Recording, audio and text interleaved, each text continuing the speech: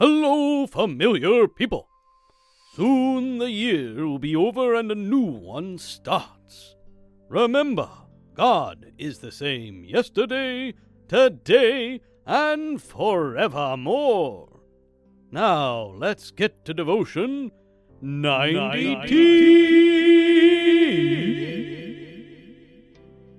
After Jonathan unknowingly disobeyed his father's foolish command, the people quickly spoke up to tell him what he had done. 1 Samuel 14:28. Then answered one of the people and said, Thy father straitly charged the people with an oath, saying, Cursed be the man that eateth any food this day.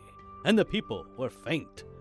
They told him what his father said, but they were weak to the point of exhaustion because of it, and Jonathan could see that. 1 Samuel 14:29.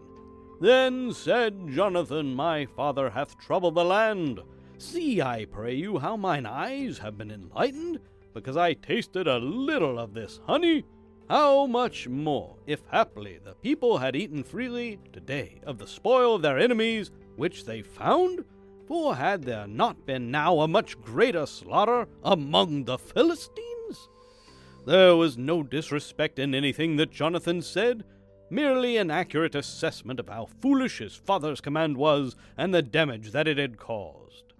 And I find it very refreshing that he was willing to acknowledge the fault in someone closest to him rather than playing the part of a blind loyalist. Anyone can find fault in others. It takes a good bit of character to recognize the faults of yourself and those closest to you. Do have that good bit of character.